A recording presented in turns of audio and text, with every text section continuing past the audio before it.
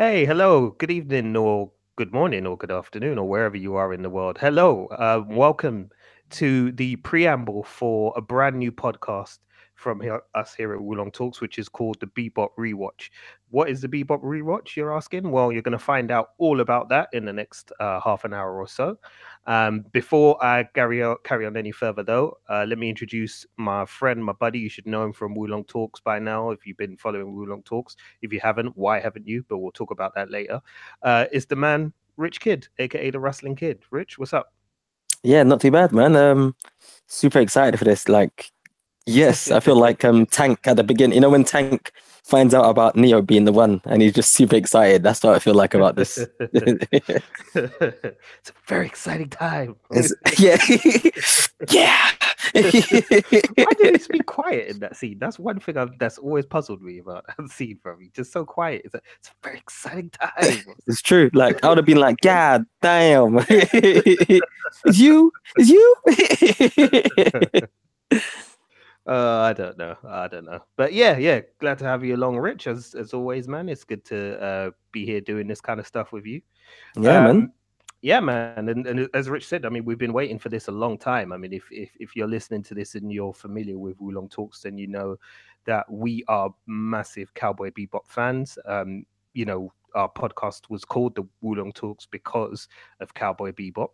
And we'll get into that, of course, as we go on a bit further. But this is something we've been wanting to do for a long time. What we're going to do here is just give you a little taster of kind of what's to come over the next, I guess, 26 episodes of this podcast. So 27, 27. 27, sorry, yes, Yeah, 27. yeah. Sorry, I popped this one out there. I don't know how I managed to do that, but yeah, it'll be 27 episodes of this podcast, one for each episode of the amazing anime series Cowboy Bebop. So we'll have one there, and we want you to watch along with us as well. What we'll be doing each week is we'll be watching an episode and going through it piece by piece to tell you what we loved about it, what things we found out about that. Rich will give you some of his ideas and some of his theories behind the things that are going on in that episode, and I'll give you some factual information about technically what happened behind the scenes and how they put that particular episode together. And basically, we're all going to have a fun ride. I mean, that's the plan, and that's what we're aiming for. But Rich, I mean, how did you first find out about Cowboy Bebop? Because I think you and I found out about it around about the same time, if I'm not Yeah. mistaken. I mean, okay, I'll tell you what, listeners, I'll tell you my version, but because my memory is bad, it won't be that good. So I'll tell you my version, and then Richard will tell you his version. But from what I remember, I think there was a period during our college, because Rich and I went to college together, um, when I remember coming in, and I think we kind of both said at the same time, we used to be in a maths class together, a GCSE maths class. And I think I remember us saying to each other roughly about the same time, have you heard of that show, Cowboy Bebop? And we're both like, yeah, almost at the same time. And then we're like, oh my God, it's so amazing. Like, it's so amazing. I can't believe how good this show is. But I kind of found it via a channel that we used to have in the UK. I don't even know if it's still broadcast, but a channel called Toonami, which was like a spin-off of Cartoon Network in the UK, which used to focus on a specific type of animation. So it used to tell a lot of Japanese anime stuff, and it also used to have a few other things in there as well. It would have Johnny Bravo, I think, used to be on around that time that Cowboy Bebop came on, and another anime called Outlaw Star used to come on afterwards. But it was around that kind of period was when I first stumbled across the show. So this would have been way back in sort of like 1990. God, 1996, I want to say, was when we first discovered it, I think. I don't know if I'm wrong. But anyway, Rich, step in, man, and fill in the details. Okay, now that's Jason's version of the story, and as he's already admitted, yeah, his memory is not that great. So we're gonna take my story as canon. Yeah. Yeah, mine's the extended you. Yeah, no, I remember first being introduced to it by I think it was Toonami. No, it wasn't Toonami. It was CNX. So basically, Oh, yeah, right. that's what it was. Yeah, yeah. Yes, yes. Mm, So CNX was basically the adult version of Toonami, which was like it was basically it was like a kids channel that used to play cartoons, give or take, all day. Um, and I mean, it's probably put out some of the best, cartoons that we've ever seen, and mm, quite a few cartoons that have actually stuck in a certain generation's mind. So you've got cartoons like Powerpuff Girls, you've got mm, cartoons like Dexter's Laboratory, mm, Johnny Bravo, like we said, and it's also the channel that, to a certain degree, kind of made the Hanna Barbera cartoons cool again. yes. So yeah, like I mean, like it See what introduced you it to a mean. new generation and almost understood uh its own value in pop culture. So it wasn't trying to stick to the same values that it might have tried to portray in the 60s. And if anything, it had a lot more, a bit of a more of a an adult feel to it. But then basically CNX was kind of just like the watershed part of this channel. So I think it used to kick in maybe, let's say, around 9 or 10 o'clock. And then Mm, afterwards it would show like, the adult cartoons or the Japanese anime, which had a bit more blood and violence and swearing. And so I remember like basically watching an episode of Cowboy Bebop by chance. And it was one of those things where I actually caught an episode. I don't know what episode it was. It was just a random episode. It wasn't even the first episode. mm, And I remember catching it at my brother's house. And then actually watching that episode and going, this show is effing amazing. And also knowing that basically they do reruns of the shows throughout the night. So for example, they might have like four cartoons throughout the night. Let's say the cartoons, let's say half an hour or an hour, and then what they'll do is they'll repeat it again throughout the night till maybe, let's say, 6 o'clock when the normal kids channel kicks in again.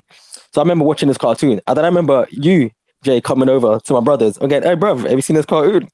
And you were mm, like, "No," and I was like, "Hey, we're not even going out until we watch this cartoon." And obviously, this is during a period of gone through John Woo, which Jason's a big, massive fan of. And yeah, Jason's actually the person that introduced me into that type of Hong Kong cinema. I was always just like a normal, martial arts fan. But I remember just watching it with you and just going like, this is bloody amazing. And I remember my brother not being that impressed. And mm, after like two episodes and he wasn't impressed, I just remember like just being actually quite upset that he wasn't impressed with it. mm. Um, but then I just remember like me and you, Jay, like we were just like, I remember we'd be out and we'd just be like, "Hey, what's the time?" Be like, "Yeah, 9 o'clock." I didn't call. So we've missed the first show of Cowboy Bebop. There's another show at 11 o'clock. So we need to do what we need to do, yeah, and make it back in time. That's how I remember watching. I remember just catching an episode by chance, and I think you either came that night where they were going to show a rerun, or you literally came the next night. And I was like, "Bro, you need to see this cartoon, man." So that's how I remember it. Mm, mm. I remember, listeners, this is, as said, we're talking about, the very sort of late 90s. So you're Yeah. talking about sort of 96. I mean, maybe it was 97 possibly was when we first kind of got into it. I can't really remember for sure. But this is a time before, Sky Plus and DVRs and Mm, TiVo and all of the technology that we have now that allows you to watch things sort of on catch up TV and things like that. This is way before Netflix and all of those kind of things. Um, back then it was, I think Love Film was only just starting at that period, and oh Love wow. Film was Yeah. DVDs in the post, so you had to order it online and then wait for the DVD to be sent to you. So there was no way to really kind of catch up on these things, so you had to watch it then and then, there and then, when it broadcast. So that's why we made such a big deal about always being there on time to watch an episode.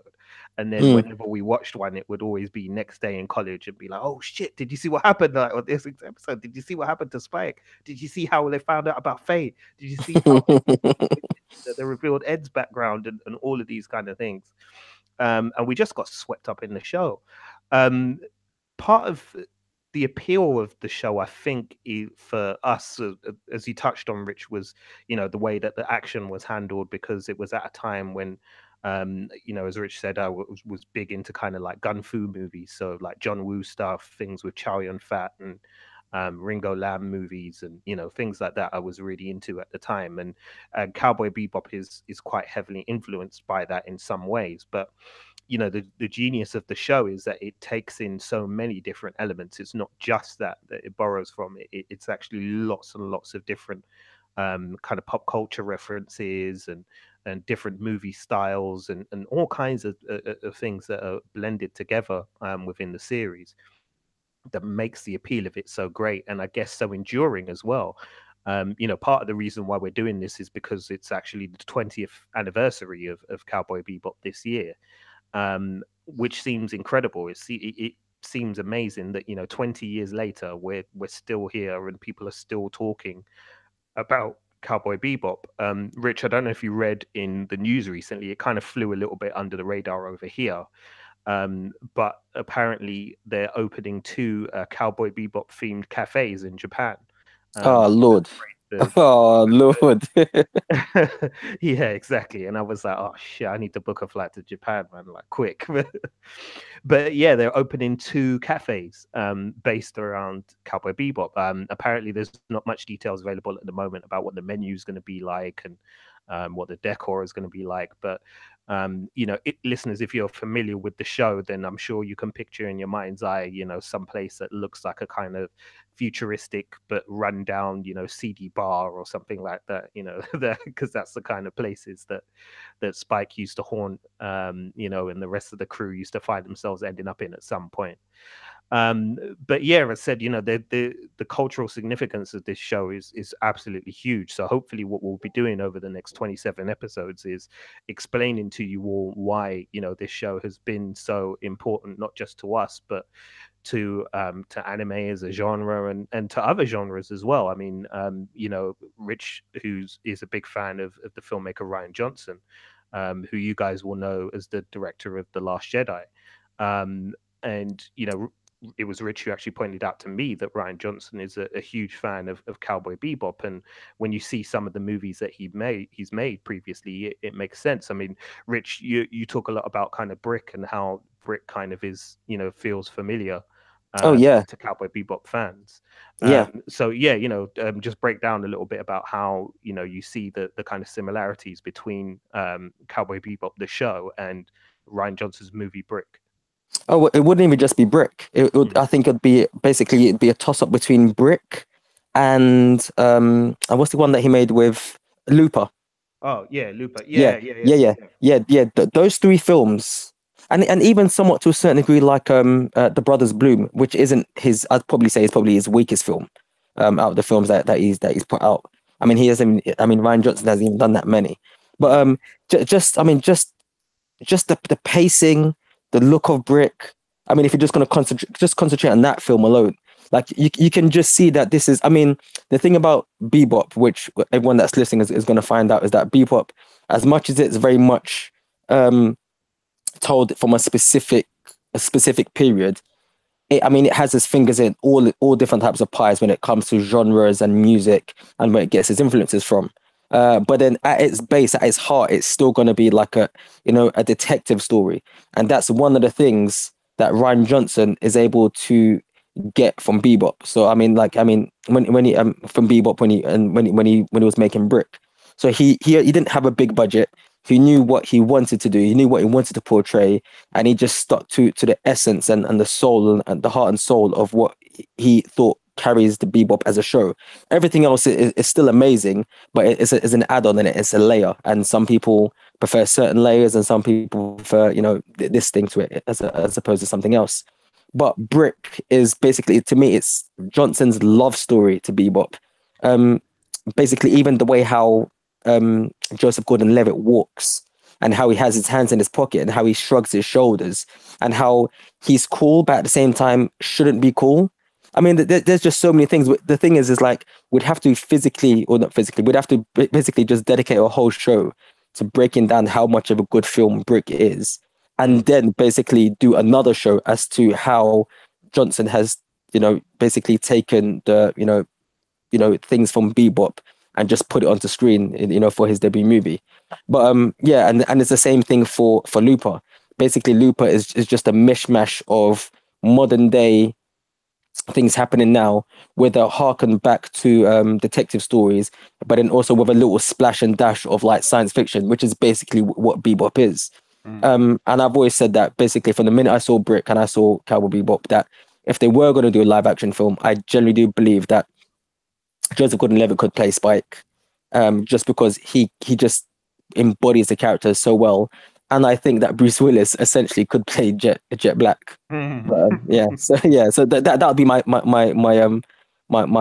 guest star or my star choosings to for a live action movie. Mm, mm. Yeah, I mean, Cowboy Bebop is very much as Rich has kind of explained, something that's had a big imprint on some filmmakers that you will know, and other artists that you will know as well. And as said, over the course of the podcasts and over different episodes, we'll go into a bit more detail about some of these things. But for those of you completely unfamiliar with the show, I mean, it's so hard to kind of categorize what genre it is. I guess primarily it is a sci-fi anime. Um, but as Rich said, it carries elements of westerns and martial arts movies and romance, detective stories from film noir, from sort of behind Horror stories. horror. Yeah, it embodies horror elements as well. There are so many different genres that the series actually touches upon and is influenced by, and that's before we even get to the flipping soundtrack as well, because the Oh no. soundtrack is just show. Like, literally, I mean, when this show came out, it was when I'd kind of fallen out of anime a little bit at that point, because we had our period. Again, this is to show you how old we are, listeners. We had our period in the very early '90s where the manga brand launched in the UK, and they were bringing over animes from Japan, things like Vampire Hunter D, Fist of the North Star, Akira, and things like that were coming out in the early days. And then there was a period where that kind of stopped, and I kind of stopped watching animes during that period. I didn't really watch much, apart from maybe Sailor Moon occasionally when I caught it. But I'd kind of fallen out of anime, and then along came Cowboy Bebop, and because of that, I just literally, like, my whole love for anime came back again, and I was like, oh my god, like, I've forgotten how good this style of filmmaking can be when it's given to the right people, and when you get the right story. It's such a unique experience, and Cowboy Bebop is definitely a unique experience and something that you won't forget watching. So yeah, I mean, as said, as we go along with the podcast, we will be watching it episode by episode. So we'll be breaking down what each story is about, who the characters are, and what we learn about them during that process as well. But we want you to interact with us. So we want this to be an interactive podcast. So we want you guys to go out there and to watch Cowboy Bebop as well. And if you want, watch it episode by episode with us, or if you're like Rich and you're too excited for that, then you can just skip ahead and watch a couple of episodes. We won't mind. We won't judge you. You're free to do what you like, but we definitely, want you guys to be involved in this as well. So to that end, we've actually set up an email address for the show. The email address is the Bebop Rewatch podcast at gmail.com. You can drop us a line there, and if you'd like to be a guest, we're throwing the floor open to you as well, because we know there are lots of Bebop fans out there. So yeah, come along and join us here, and let's reminisce and chat about how awesome Cowboy Bebop is, man, for real. It's one of the greatest shows, as said, that I think has ever been made, anime wise, and I think Rich and I will be able to convince you of the same as well over the course of the next 27 episodes. So, yeah, definitely get involved with us, man. We'll have lots of things going on social media as well. We do have a Facebook page that's been set up for the Bebop Rewatch 2. To find that is real easy on Facebook. Just type in the Bebop Rewatch and it will pop up. We'll have updates there on things that we'll be doing, and we'll let you know about some of the guests who are going to be coming on to join us in some of the episodes as well. So yeah, it should be cool. Rich, what are you looking forward to the most about doing this? You know what? Number one, because I'm selfish like that, just watching Bebop again. I mean, it's literally one of those shows that I as weird as it sounds, I watch it, give or take. I lose how many times I watch it a year. So, and when I say watch it, I might not even necessarily sit down and just watch the whole season back to back, because I've done that numerous times. I've actually watched the season so many times I've actually lost count. But I just enjoy watching it. It's just a perfectly structured show that I can sit down and be like, okay, cool, I feel like watching this, where I can just have it in the background. So there's that element of just like being able to watch it again. And then there's also the element of sitting down and actually just having a conversation about it, because obviously we're going to be getting guests on, and some of these people I know are fans, and some of these people I know aren't fans. So it's just this thing of like, it's almost a slight jealousy, but an excitement of seeing Bebop like seeing how people like react to Bebop, Mm, and just being able to just just wax lyrical about it. That's what I'm excited about. mm. Um, it's just a perfect show. Like I'm actually excited just talking about it. So, Yeah, Bebop runs my life, man. you might as well tell them about your tattoo as well. I mean, I know Oh yeah. you can't, they can't really see it because this is a podcast, but yeah, go ahead. Well, you know what? I think. I mean, we were contemplating even maybe just setting up like another Instagram account specifically for this, or even like a Vero account. Um, but yeah, I mean, anybody that knows me kind of like knows that I actually don't mind getting naked. So I know that's a bit of an understatement. I like getting naked. Yeah. Let me just And say, people, I've seen this man's buttocks more times than I think his wife has ever seen it. So yeah. so yeah, so and it's just one of those things where um I have numerous tattoos, and one of the tattoos is basically a big tattoo that goes down my ribs, and it's of the main character, Spike Spiegel. Just because, like I said, I love the show. Like, let's put it this way, I can tell you so much trivia. Forget the trivia behind the show. I can tell you trivia behind myself and this show. Like, I remember like looking up Spike Spiegel's stats and going like, oh my God, he's 27. And just going to myself, I can't wait to be 27. When I'm 27, I'm gonna be the same age as Spike. What am I gonna do with my life? I don't know, but I'm gonna be 27 like Spike. Fuck it. So yeah, yeah. So that's what I'm most looking forward to with this show, is just being able to just meet people who like the show and people who haven't seen the show, and just being able to just talk about it, just talk. You know. Mm, mm. Yeah, exactly, man. I mean, I echo that.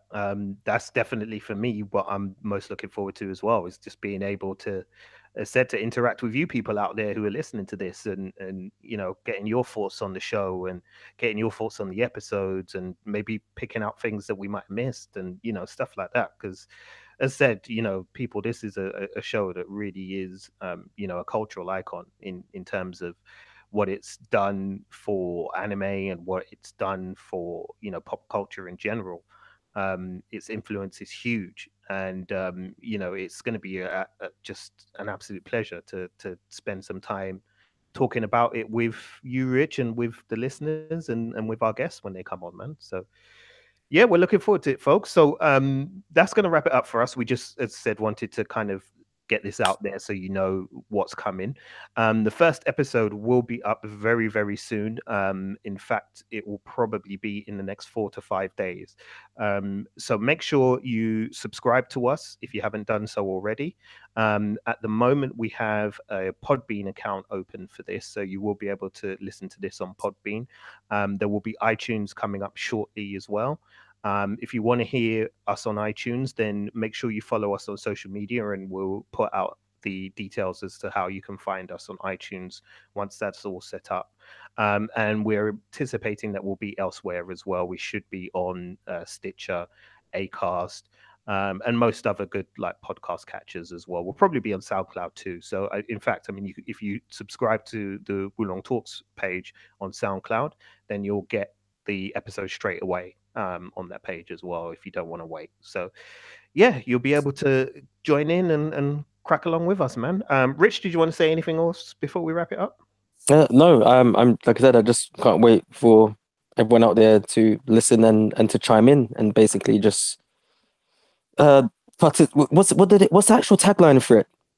I actually can't remember it, but there was a tagline that was that Bebop ran when it was first being released on Cartoon Network. It was actually Toonami that was released on Mm. Toonami, and but I'll find that tagline, and basically, if anybody knows what that tagline is, that number one, thank you for listening, and that tagline is out to you, and you know what I'm talking about. But I can't wait to start this. Mm, mm, mm.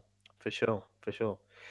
And before we go as well, let me just do a little bit of housekeeping and let you all know a few things. So, as said, I've mentioned the fact that we are from Wulong Talks podcast. So, if you've come here because you found us from Wulong Talks, hi, welcome. And if you're a newcomer, please go and check out Oolong Talks as well. You'll find us everywhere you find podcasts. We're literally on just about every platform. I think the only place we're not on is Spotify. Um, but we're working on that. So we will be on Spotify soon, hopefully, as well. Also, a big shout out to the Britpod scene as well. If you're familiar with the Britpod scene, then you'll know that it's a fantastic community full of British broadcasters who are all independent, and there's a variety of different topics that they cover as well. So please do check them out. They really are a really great group of people and a really fascinating bunch of podcasters as well. So go along and check those out. You'll also be able to catch this podcast along with Wulong Talks on the Emotionally 14 website as well. So a big shout out to Rob Wade, who runs Emotionally 14. He is a really cool dude and he runs some great podcasts himself as well, including The Crazy Train, which is probably one of my favorite listens right now. Make sure you go check out emotionally14.com, and you'll find all the information you need over there. And also, just to give a quick shout out as well and a mention to Mayamada, who are running a Kickstarter campaign at the moment for a brand new manga volume that they will be producing very shortly. The Kickstarter campaign can be supported via their website, so you just need to go to mayamada.com to find out more. And we'll probably have Nigel on, who is the co-founder of Mayamada. If you listen to us again on Wulon Talks, then you probably know who Nigel is by now. He's been a regular guest on our show. He'll probably be on this one because I know he is a fan of Bebop as well. So we'll drag him in for an episode or two as well to hear his thoughts about that. And yeah, that's it. That's housekeeping done. Thanks a lot for listening to us, folks. We hope you stay safe. If you want to watch along with us, I would recommend that you pop onto YouTube. You can find all of the episodes on there. So that's cool. Or if you've got a DVD copy, just stick that in and watch it. We'll let you know when we're starting to watch our first episode, and you can take your notes and join in with us. Aside from that, I think that's it. So I'm going to say goodbye. Rich, say goodbye. Goodbye. And we will see you, Space Cowboys and Cowgirls. Yeah, we'll see you on the other side. Peace out.